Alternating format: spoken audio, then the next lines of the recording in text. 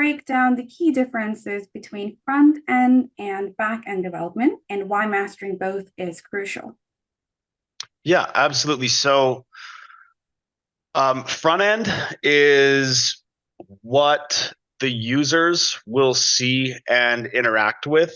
So this is kind of the side of the application that the users are going to touch and see.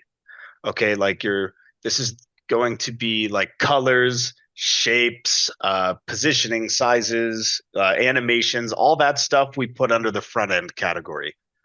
So this would be your HTML, your CSS, and some JavaScript. Because if we're doing back end with JavaScript as well, then we have JavaScript on the front end and the back end, and that's a little weird. But to separate the two, the front end portion of the application, it connects to the back end by making what's called a request.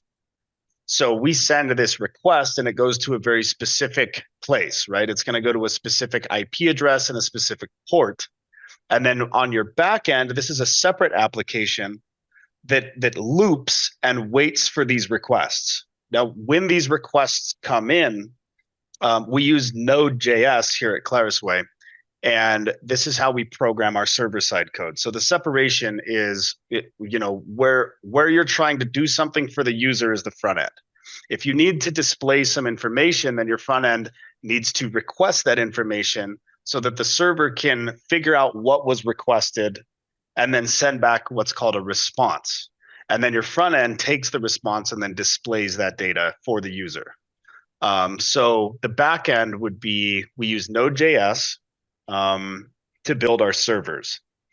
Server is just a program that runs on a computer, right?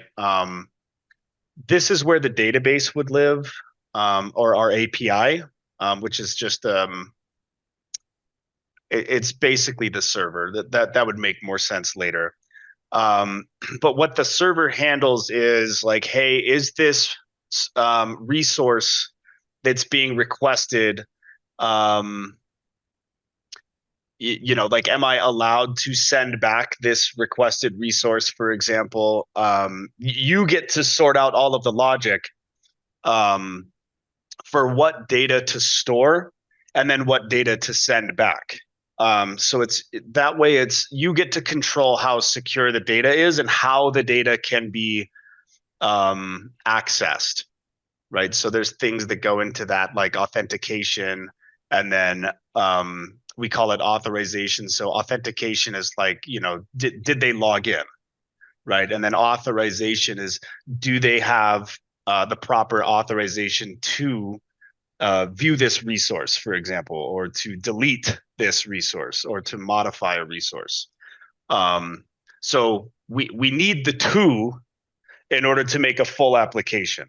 So think of your server as where all the data lives and where all of the logic for dealing with the data, who has access to it, what kind of data we store, and things like that, that all stays in one place. So there's one single source of truth, right?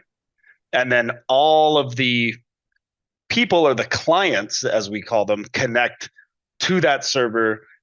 It doesn't matter really how many clients there are. We just want one source of truth.